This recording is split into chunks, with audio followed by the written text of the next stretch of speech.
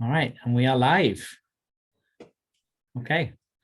Well, thanks so much to everyone for joining us. I'm going to let my glamorous co-host start, and then I'll join in just a sec. So I'm Katie, and I know I've met a few of you, but moved to Elmhurst in December. And I'm a mom of a 3 and a 15-month-old. I've taught for 10 years in both elementary school and middle school settings in the suburbs of Chicago. And after I had my daughter, Evelyn, I was fortunate enough to come in touch with Andy, and in 2019 joined his team as I took a step back from teaching and became the sitting coordinator. So I hire the sitters and the nannies for Andy's hub. And I guess it's fairly obvious who I am, but my name is Andy Smith. So I founded the company in 2017, and I was formerly a teacher. I was actually the assistant principal of the British International School in Chicago. And what I found, I was actually working in special ed as well as being the assistant principal. And what I found was there was such a need for families who needed help with various elements. So the company kind of started as mainly a tutoring company, and then very quickly added things like babysitting, nannying, music teaching. What I found was that we could just provide so much value for so many families. And one of the reasons that Katie came on board was I was just too busy for it to be a one-man show anymore. So there's now kind of 4 of us in the admin team that run the business. And then we have around 50 service partners that we work with to place in people's homes. So I'm currently living in Berwyn, not a million miles away from those of you joining us in the Elmhurst area.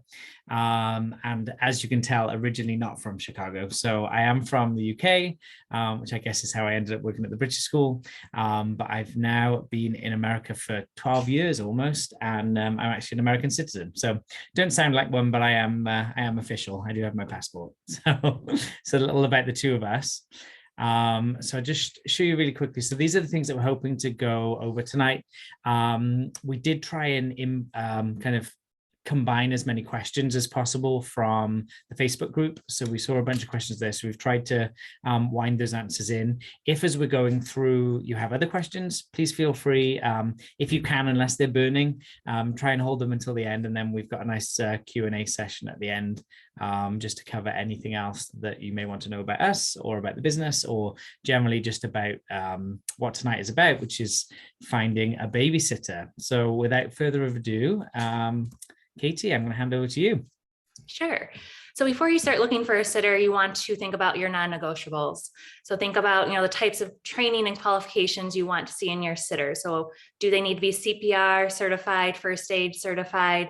Maybe if they're younger in high school, you want to have them complete some type of babysitting course. Within these times, a lot of our families are requiring that sitters are vaccinated. So is that something important to your family? Years of experience is a big one. Almost all of our sitters have at least 2 years of experience, and I feel like that's a good starting point. And then also thinking about experience in the ages of your own kids. If they're going to be driving your kids around, of course, they need a license. And then from activities, do they need to have their own car? Will you be able to provide that car for them? Household chores, typically, when you're babysitting, they should be picking up toys after activities that they've done with your kids, cleaning up after snack or meals that they may be involved in.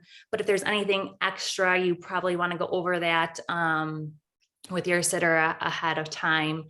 And activities, anything extra, do they need to be baking with your kids because they love baking? So do they need to know how to do and use an oven and follow a recipe, or taking kids to different activities? And then finally, some families do have a preference towards gender. So that might be something that you want to consider before you start looking for sitters. And when Katie and I were kind of preparing and chatting about this, we do obviously want to mention that we support persons of all genders. We work with anyone. We just recognize that families do have preferences, and we're more than happy to accommodate those as needed. I'll move on. I do have a question on that one, if it's okay. And totally. Just the vaccination, how is that something you offer? Is that okay to ask? Or if you're going to cover that later, I'm happy to wait. No, that's fine. let's I cover it was now. happy to see it there, and just wondering how do you, or any of these really, how do you address something that is one of your non-negotiables? Great question. So yes, we do ask about vaccination status, and we ask both the family's preference and the sitter's status that we work with, and then it's up to the family and the sitter about comfort levels. So is it that you are comfortable with someone who isn't vaccinated, but you ask them to wear a mask the whole time you're in the house, or is it that you just want to work with people who are vaccinated? And that goes for any of these. It's definitely a conversation that we have with both sides of the transactions. We want to make sure that everybody involved is happy and comfortable. So yeah, definitely something that we spend a lot of effort with.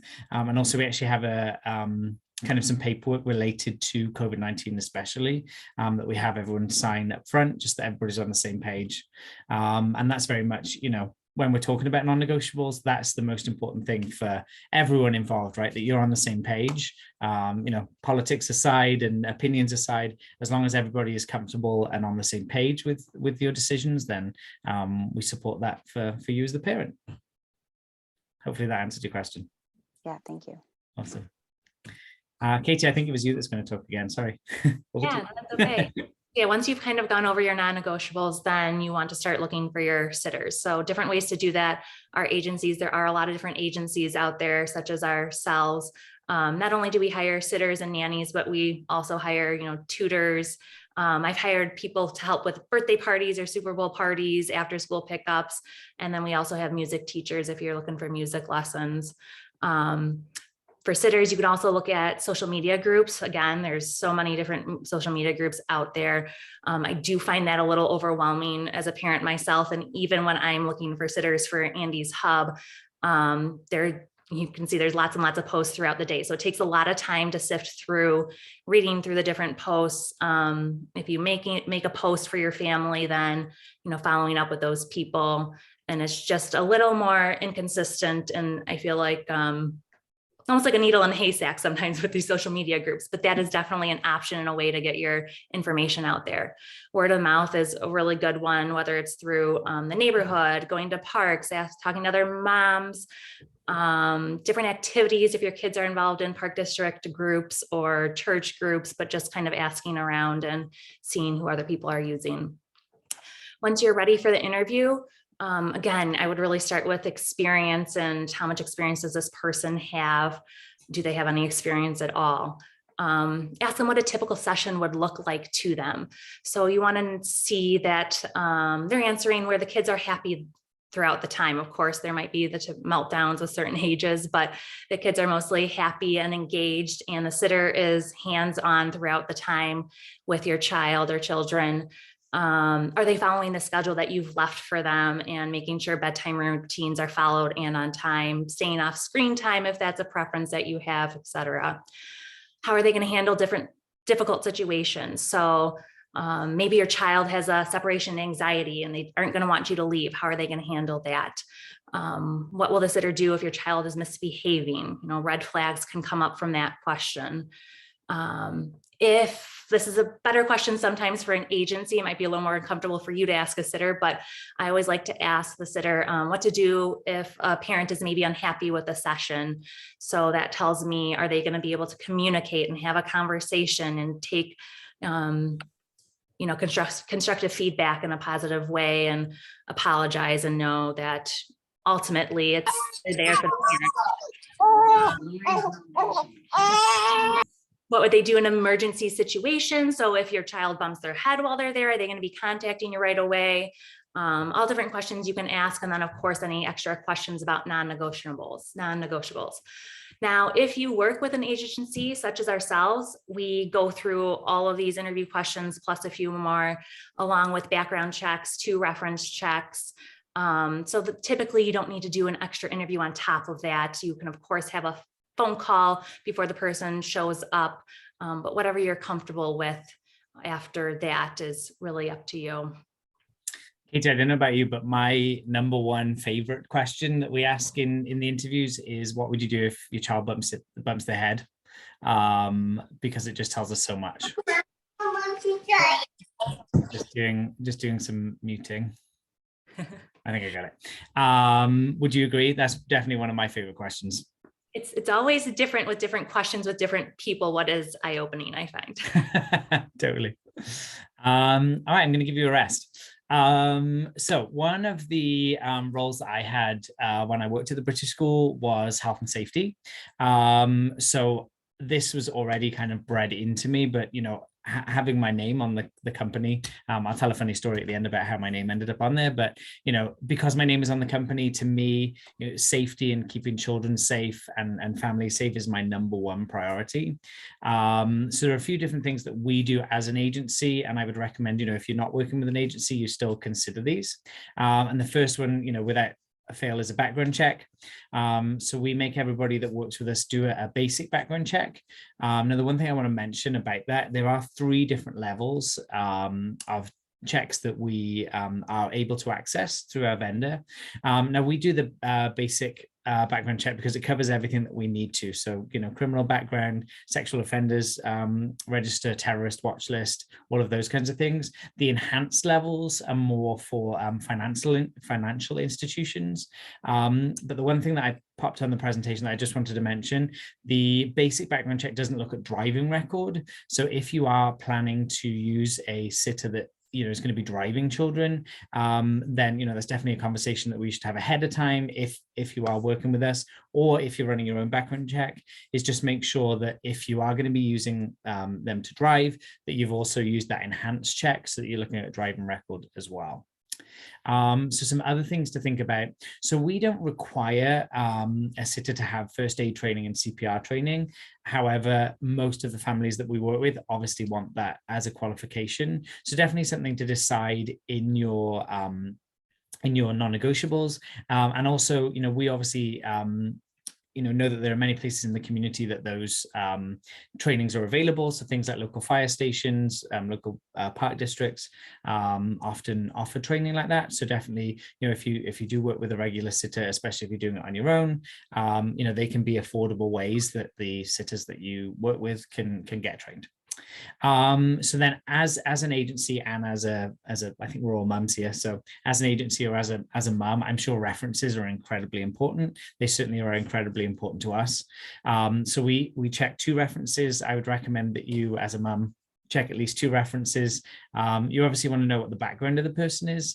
Now, obviously, the safety checklist that we have is a collaboration of all those things, and it's very important that the references are considered alongside a background check, and you're just building a picture of that sitter. So again, we've tried to base the presentation tonight both on helping those mums out there that may be doing this all on their own. So for you, maybe an in-person interview works. Obviously, we're a much higher volume kind of organization, so we do all of our interviews at least on a video chat. We learn a lot about the babysitter from that, and then depending on obviously whether you're working with us, we definitely make this happen, but also if you're working on your own, some kind of trial session. So whether that be you have the sitter come an hour early, maybe before you're going out, just to try things out, or you have them come by the day before for a couple of hours. They're things that obviously us as an agency, but if you're working on your own, I would definitely recommend doing, just so that you have a good idea if they're a good fit for your family. And finally, I guess this one is more so if you're working with an agency or finding sitters on some of those services that provide this, but definitely, tracking those reviews, the feedback. Every time we place a babysitter with a family, at the end of the placement, it asks the family for a review. So we're collecting and tracking those all the time. And obviously, if it isn't 5 stars, we're checking in with that family to understand why. Obviously, sometimes there can be a difference in opinion or approach, but ultimately, like I said at the start of this slide, safety is our number one priority. So if we have any concerns about any sitters, obviously we politely ask them to not work with us anymore. So it's definitely your safety and your children's safety is the most important thing to us. Katie, did you want to add anything to that? I don't think so. If I did it, it came and went, but no, that was great. You're always my mama meter, so I always make sure that I'm gauging everything off you. So then I'm going to try and blow through this fairly quickly, but obviously preparing for a sitter session, regardless of whether you're working with an agency or on your own, is vital, because that's going to make sure that the outcomes of that placement or that sitting session, as I called it here, are met. So definitely the reason I put it at the top, I'm Safety Steve, right? Emergency contacts. I can't go over this enough. If you're going to the theater or the opera and you know that your phone's going to be on silent, please make sure that a sitter has someone else that they can contact. We all know the world's an unpredictable place, right? So just making sure that there is someone that, you know, that sitter can contact in an emergency. Is it a neighbor or an uncle or a friend from work? Just another option. So if you know that you know, there's a chance you could be unavailable, you know, even phone reception can be unpredictable. Definitely giving the sitter choices is super important. So definitely want to stress that. And obviously the allergies, sometimes it can go without thinking, because it becomes so much a part of, you know, a family's life, and especially a teacher Katie and teacher Andy, you know, EpiPens become second nature to us as teachers, but often, you know, it's just really important that you make sure that they're very, very clear before, you know, you leave the home. And what we actually do with our sitters is we ask the families to kind of prepare a little sheet up front that they just keep somewhere that, you know, you can use, just pull out of the drawer and leave it on the counter. And then, you know, you've covered some of these items ahead of time.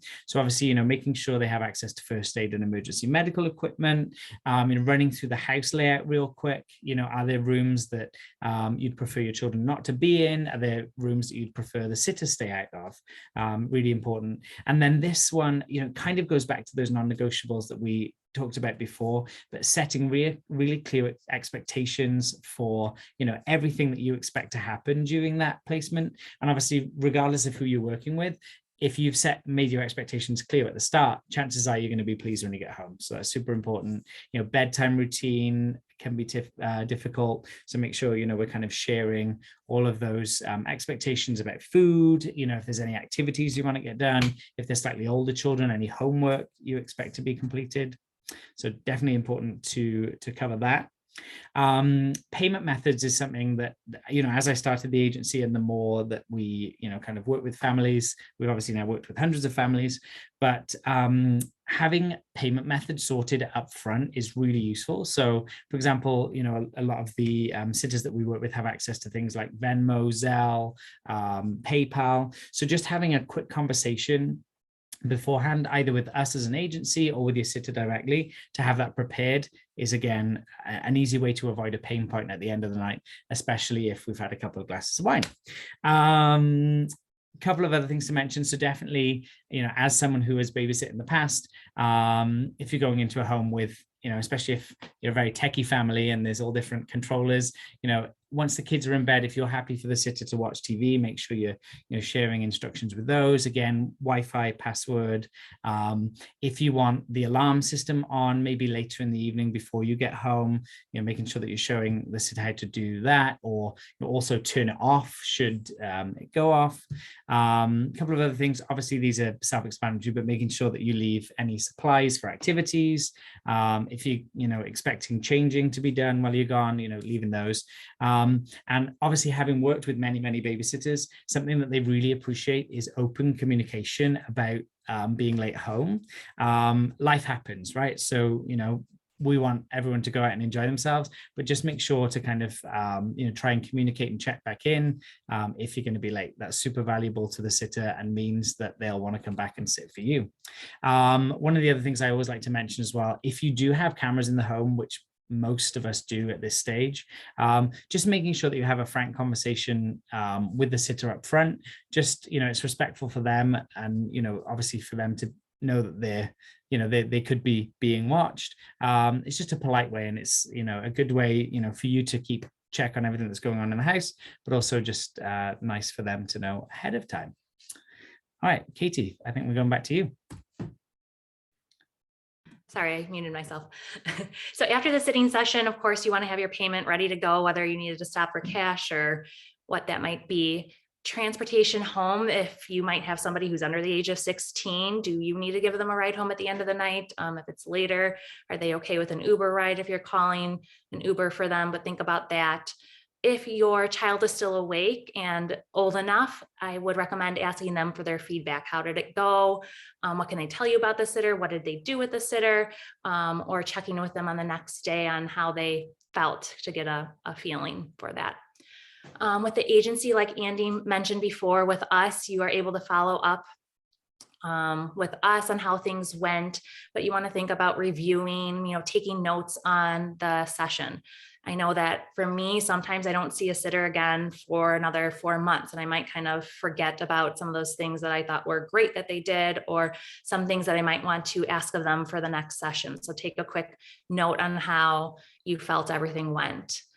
If you had a great review, great feedback from the sitter, I would definitely recommend following up with them in the next couple of days. Send them a quick text. It goes a long way for the sitter to feel like, they were really appreciated for their time that they spent with your kids. You want to keep them around for extra sitting sessions, so give them some positive feedback. And then revisit those non-negotiables and any instructions. Do you need to add on your instructions that, oh, the toy room wasn't cleaned up? Maybe I need to add that in my notes for next time for the next sitter, so that's a little more clear that that's expected of them. All right, so shameless plug. I'm going to admit this is definitely our shameless plug. So obviously a lot of those things that we've gone through are pain points for many families and can be avoided by using an agency like us. So just to kind of, real quick run through some of the benefits to using us as an agency. So Katie and I can really talk to this one. So last minute cancellations, boy, oh boy, we had last minute cancellations. Now having a team, an admin team of 4, adds to your confidence that we're going to be able to find someone else. We can't always, I'd say probably we're about 80%. We can obviously never guarantee that we can replace a sitter, especially if it's 5 minutes before they were meant to arrive.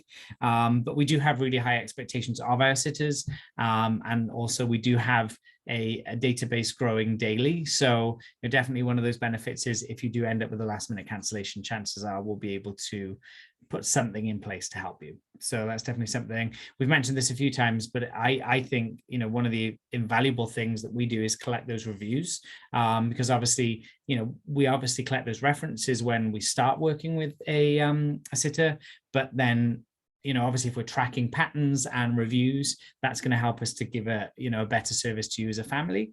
Obviously the time that you save goes without saying. In the amount of work that we put in up front means that you're not having to do this 3-4 times a year trying to build out your sitting database. Obviously we're going through extra steps that you might not, in terms of the cost of the background checks for everyone and those kinds of things. That's all covered. We're obviously looking at experience and also exposing sitters to the experience that they need to become better. So another benefit, and as I've already mentioned, we have a huge database of people that we're able to work with, so huge advantage for you. Katie and I both mentioned this already, but we are kind of a childcare and education agency. So we do also offer tutoring, music lessons, nanny placements, which are basically those longer term placements where we wouldn't charge by the hour. Then that's a kind of placement fee that we'll do. We've helped with birthday parties, Super Bowl parties, those kinds of things. And we're always looking to add other services. So if you as a family, ever think, boy, I wish that Andy's Hub offered X service, let us know. We'd always be happy to explore that. And the last but by no means least, you're obviously helping a small and local business recover from the pandemic, because when no one's going on date nights, it's hard to run a babysitting agency. So yeah, there's my shameless plug. Well done. Something else that you missed, Andy, was one of the things that we offered during COVID time was virtual babysitting. We did have a few virtual sessions. So if you're interested at all, feel free to reach out to me at any time. Email is katie@andyshub.com. I'm happy to jump on the phone with you or go over any questions or anything like that. Then to join, you just sign a general contract, a COVID waiver. We do our bookings through an app. So you download the app, we'd send you instructions for that. You're able to see the bios of the sitters in the area, There's different price point levels for the sitters, and book that way. We would send you an intake form so that you can share your non-negotiables with us, so that we know that upfront we're on the same page and making sure those sitters fit those categories of things that you're looking for, and you're ready to start booking. Not only can you book through the app, but I also still help a lot of families, especially when it's their first few times booking with us. I do the bookings for them on the app, or kind of give them some recommendations of who might be a good fit for their family to start with. Our service fees are included in the hourly rate. So our starting hourly rate right now is $20 an hour in the suburbs. So that would include the babysitter fee and the service fee together. And then it goes up, I think, about $2.50 for different levels. And our sitters are the ones who kind of pick their fees. So typically the ones at that lower rate might be your high school, or they might be a little bit younger in age, or might have a little less experience than people at those higher rates who've been doing this for a long time. Okay. Thank you, Katie. All right, so we're on to the Q&A. I don't think anyone's put anything in the chat yet, but please feel free if you have any other questions. These are the questions that we took off the Facebook group, so feel free either pop it in the chat, or once I've finished going through these, 5 or 6 questions, then definitely we'll jump into live questions too. So one of the first questions we had was, is it hard to find someone who actually plays with the kids and is not on their phone the whole time, or is it just so hard to find anyone at all? You can tell I used to be an elementary school teacher, that I will take what I can get. So great question. Thank you. I forget who asked this one. I think we've already mentioned this, but obviously that's one of our interview questions. If a sitter wants to come and sit on their phone and not do anything with the children, chances are they're not someone who's going to be working with our agency. And obviously then again, tracking feedback on those sitters. If we get consistent feedback that a sitter is doing that, which we unfortunately have had only once actually in the past, we had a conversation with that sitter, and we decided that it wasn't a good fit for our agency. So good question, and definitely we've hopefully taken care of that in our process. Katie, do you want to do the next one? Sure. Yeah. Teenage babysitters versus adult babysitters, pros, cons are both typically available. We do have both. And I would say, pros and cons are tough, because typically I would say teenage babysitters might have more energy, more likely to be out there playing with your kids 24/7, but they might also be those ones who are more attached to their phones and social media. We do have an adult babysitter who's 60 years old, and she's got more energy than I'd say than your typical teenager. She's bringing her own scooter to sessions with the kids because she knows that the kids love to go on scooter rides. So she's out there scootering around the block. Adults typically are going to have more experience maybe than teenagers. So that might be something that might appeal more to you. But again, some teenagers have been out there doing this for a while and have been, watching their own siblings, and you can tell that they know what they're doing. So I would say it's hard to kind of compare them, because you have your ones that are outliers for certain, different areas, and are both typically available. I would say it probably depends on the timing too, timing of day, timing of night, maybe. Totally. All right, I'll take the next one. So do you ask for cell phone picture updates? And I love this one because this was an idea for an invention when I was a teacher. Safety Steve. Do you put trackers on your kids in case the babysitter loses them? So I'll do the picture update first. Very much acceptable, in my opinion, to ask for sitters to, keep you in the loop. And obviously, I feel like there are ways of phrasing that requested it isn't like I want to check on you, more I'd love to know what you guys are up to. So yeah, I think that's more than acceptable. Obviously the tracker question I think is on a comfort level. So if you are concerned about, maybe you have a kid who has a tendency to run, maybe it's better to ask the sitter to stay at the house for that placement, or build up to, going somewhere. But yeah, definitely a conversation to have with the sitter directly, I would say, with that one. Sure. And then I was also thinking of cell phone picture. I know some families don't prefer those just because they don't want pictures maybe on the sitter's phone of their kid. So on the other side of that, if you don't want them taking pictures, make sure you make that clear to them too. Absolutely. How many babysitters do you recommend being in touch with so that you're able to find someone, even if your first choice is busy? So I would say it really depends on how far out your job is. If you're looking, a month in advance or so, you might be able to start with 1 or 2 sitters and feel like you have time before you're asking others. If you're within a week's time, I would say right away, maybe you want to be in touch with 4 or 5 sitters.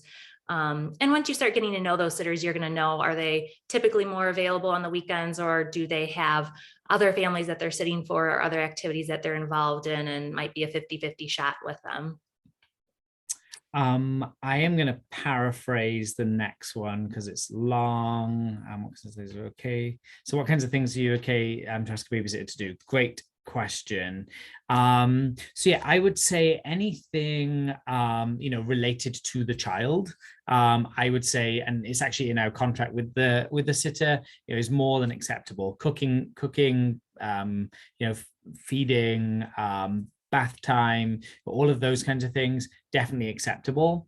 Now, if it's a task that doesn't relate to your child, or like, for example, we always ask the sitter, any mess they may make during a placement is cleaned up, and the house should always be the same or better when you get home. But things like laundry, I wouldn't see that as based as part of a sitting placement. So for those, we suggest it's a $10 per task kind of additional fee that we add on. I definitely think that it's acceptable to ask for those things, especially if you're out until 11, but the kids are in bed by 7. Why wouldn't you ask? And if the sitter's willing, why not? But yeah, I agree with whoever asked the question that definitely compensating them for some of those extra tasks that maybe aren't completely related to care of the children is definitely fair. Katie, you can answer the next one. Yeah, and then the range in sitting fees, what are the going rates? Is there still much of a variation? I would still say there's pretty much a good variation in fees. High school students are going to be around I think $12 an hour is minimum wage right now. You might find some people at that rate, leading up to $25 an hour or so for jobs. So there's still a good range depending upon the year's experience that the person has, or just, what they're comfortable with receiving. And did I answer that? Yeah, I think we said before, yeah, our starting rate is $20 per hour, which includes the service fee in it. And Katie, I'm going to tack on to this because you and I have been through this, and it's very, I don't want to say scary, but if you are looking for sitters online, especially in social media groups, just be conscious that you never know who's in the group, and rates are a very hot topic. So just, I would always suggest, if you are going to, if you are looking for sitters on your own, take a quick scroll through the group before you post and get a rough idea of the going rate in that group, so that you don't get bombarded, because it's happened to us. So that's my top tip there. Oh, sorry, I'm just letting someone else in. So I know we're going on about 40 minutes here, so I'm sure everybody needs some mama time. But are there any other questions? Feel free, either come off mute or pop it in the chat. Katie and I are happy to answer any other questions anyone may have. Anything else? Anyone? Oh, we do have one. Great question, Anne. So tipping. I would say most of the clients that we work with right now do some kind of tip. I definitely think it varies widely between, maybe like 10% of the the overall cost of the sitting. Some people are very generous. I think you need to find an amount that you feel comfortable giving, and that's what you do. But yeah, I definitely say most of the clients we do some sort of tip. Some of it may just be kind of an extra $10 or round up to the next 65, round up to 70. So I definitely would say most people do tip. Yes, Brittany, it is. I definitely would say that most of our clients do tip, but the range is very wide. Other questions, anyone? Katie, did you have anything else to add on tipping? You're a mum and you use sitters. What do you normally do? I feel like I typically try to round up, and then it also depends on, you know, the rate too that you're starting at. If you've really hit that high end of your rate, you're stretching it too. Some sitters just, you know, request more. Yeah, again, what you're comfortable with, but especially if you feel like they've done a good job and you want to keep them around, it's always nice to get it, even if it's just an extra $5 in your pocket that maybe you weren't expecting. Yeah. Everything's expensive out there, so sitters often appreciate anything you're willing to share. So great question there as well. The time increments that we book in, so we book in 15 minutes, which seems to work pretty well for most of our families. Any other questions from anyone? Checking I let everyone in the group. Thank you so much for everyone that come. There's a huge group here, so thank you to everyone who joined us. Any last minute questions? Katie, any questions for our audience? No, just again, Andy, do you want to throw up our contact page? Totally, yeah. And, again, don't hesitate, even if a question comes up unrelated to, you know, working with us as an agency, but maybe we might be able to help you answer something that comes along as you're trying to hire a sitter. We'd be happy to help. Totally, yeah. And, you know, please keep in touch about all of those different services that we have. If you you're going into the summer and you think, you know, I'd really love to, you know, especially some of these kids have missed so much school, which is, you know, as a teacher, devastating. So, you know, if you want to kind of do some catch up over the summer, you know, we definitely have, most of our tutors are actually teachers anyway. So, you know, they're obviously very free during the summer. I remember what that felt like. So definitely get in touch. Brittany, thank you for saying thank you in the chat. I just saw that one. But yeah, if there's anything else, please feel free to reach out. So our contact information is on the screen, obviously. If anyone wanted the presentation, please feel free, jot down my email. I'm happy to email that to you. And there's also a contact page on our website. So www.andishub.com. Oh, and before I go, I was going to tell a funny story. I nearly forgot. So you're probably all wondering why I'm so egotistical and named the company after myself. And the answer's in what I just read out. So starting a company and trying to find a .com was probably one of the most horrendous experiences of my life. But my lovely husband said, why don't you just call it Andy's Hub? And I checked, and www.andishub.com was available. And that's how Andy's Hub was born. So now you know the story.